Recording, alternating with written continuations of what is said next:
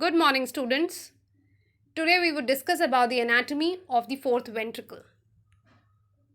So the fourth ventricle is a cavity of the hindbrain.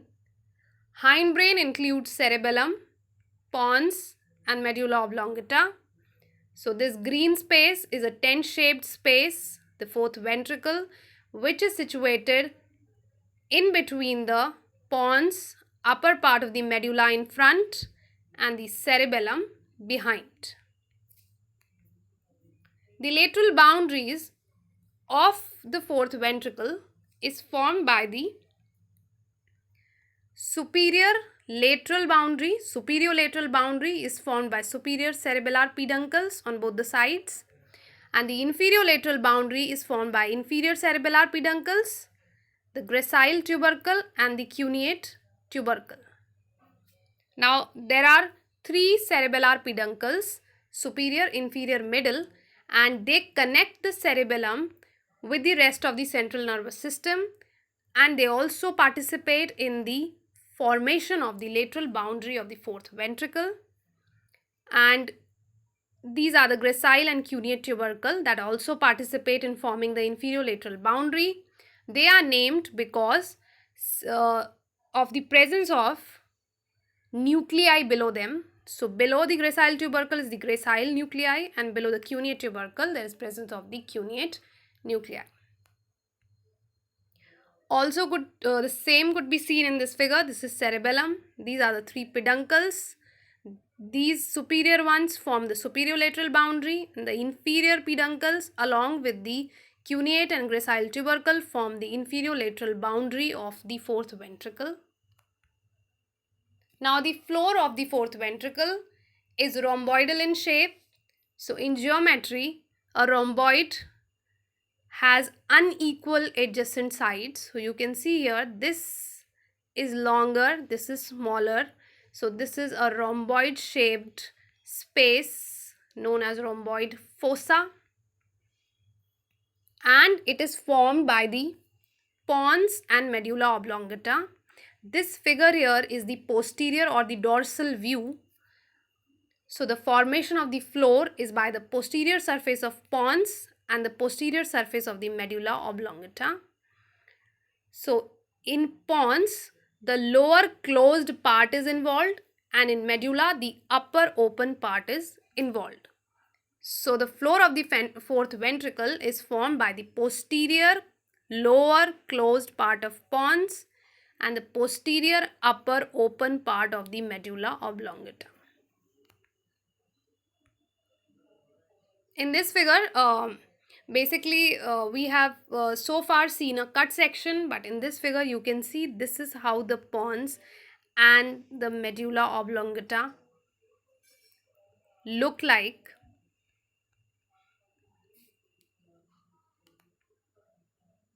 Now the floor has certain layers. So the layers of the floor are the ependyma. Ependyma are basically, they belong to the category of neuroglial cells. They are the non-neuronal cells. There is no electrical excitability in these cells. They only function as for the production secretion of the cerebrospinal fluid. Next layer is of the neuroglia. There is a thin layer of neuroglia which contains other neuroglial cells like oligodendrocytes and microglia and all. And there is a third layer of gray matter which helps in the formation of various nuclei. So these are the layers of the floor of fourth ventricle. Now the parts. So the entire floor is divided into three parts. That is the upper triangular part. You can see in this figure, this is the floor of fourth ventricle, and it is divisible into an upper triangular part which is formed by dorsal surface of pons, a lower triangular part which is formed by the dorsal surface of the medulla, and then there is an area at the junction of the pons and medulla which is the intermediate part, and this intermediate part is prolonged laterally over the inferior cerebellar peduncles. So this area, this junction is prolonging on the lateral sides over the inferior cerebellar peduncle, and it also forms floor of the lateral recess. So recesses are basically empty spaces. So in the fourth ventricle, recesses are basically extensions of the main cavity. This is the main cavity. It extends in different directions to form recesses or empty spaces. So this is the lateral recess on both the sides, and the intermediate part forms the floor of this lateral recess. In this intermediate part, there are transversely running fibers which are named as stria medullaris. So this is the upper triangular area, this is the lower triangular area, and this is the intermediate area. Now there are certain important features associated with the floor of the fourth ventricle. We will discuss them one by one. The first one is the dorsal median sulcus. As I have already told, this diagram, that the view of this figure is the dorsal view, and because this sulcus is present exactly in the midline, it is named as dorsal median sulcus. This green line is the dorsal median sulcus, and it divides the entire floor of the fourth ventricle into two symmetrical halves. Next, if we go laterally from this dorsal median sulcus, if we move laterally, there is another sulcus on both sides, and this sulcus is known as sulcus limitans. Why it is known as limitans? Because it limits one area and the other area. So it divides the floor into two different areas. That is, the area on the medial side of the sulcus limitans is known as medial eminence, and the area on the lateral side of the sulcus limitans is the lateral vestibular area. Also, there are two depressions present. One superior side or the cranial side, there is a depression that is known as superior fovea, and the other depression is towards the caudal or the inferior side of the sulcus limitans, that is the inferior fovea.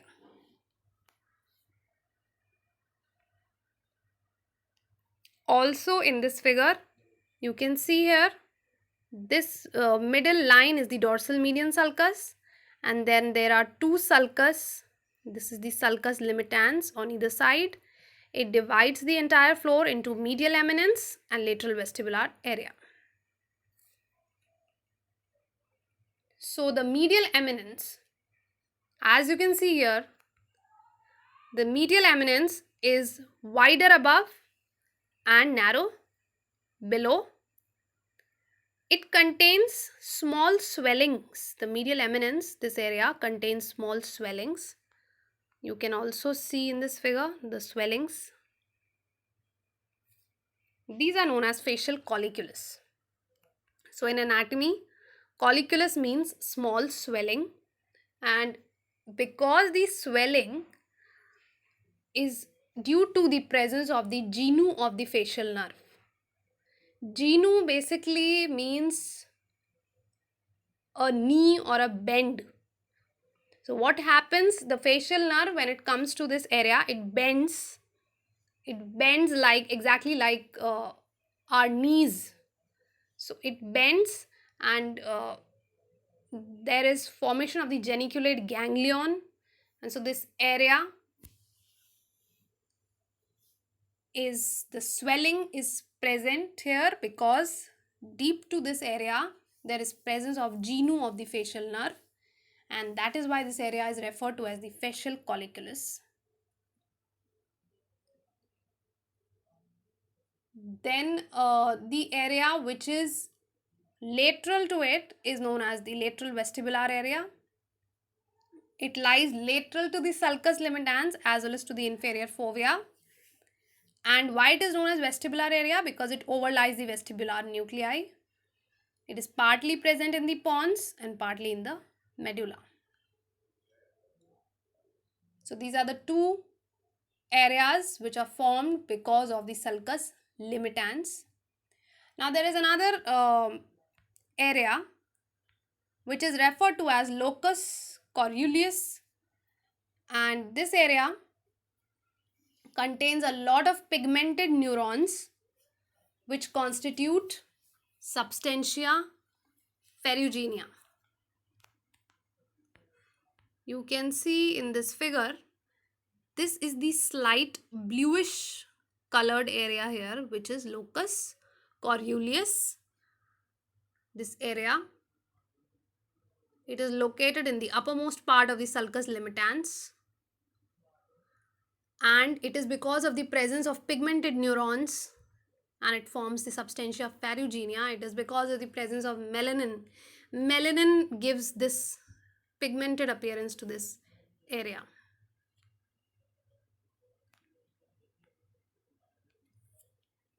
Another feature of the floor, there are two triangles, the hypoglossal triangle and the vagal triangle. You can see in this figure, this is medial eminence. So as the medial eminence or as the sulcus, it descends from the inferior fovea, it runs obliquely towards the midline. So this is the sulcus descending and running obliquely. The sulcus descends, it comes down and it runs obliquely towards the midline, and it divides the medial eminence into two triangles. This is the medial triangle and this is the lateral triangle. This medial one is the hypoglossal triangle, also known as hypoglossal trigon, because below this there is the nucleus of the hypoglossal nerve, and this lateral triangle is the vagal triangle or vagal trigon because there is presence of the nucleus of vagus nerve. Next area is the area postrema, and though this area is not visible here in the figure, but this area, the location of this area, it is a very small area and it is in between the vagal triangle and the gracile tubercle. So above there is vagal triangle, below there is gracile tubercle, and in between these two there is a small area which is referred to as area postrema, and this area is, it functions as for chemoreception. And in order to separate the vagal trigon from the area postrema, in between there is funiculus separans. So this funiculus separans, it is known as separans because it separates the two, the vagal trigon and the area postrema. And funiculus is basically, it is made up of fibers only, nerve fibers only.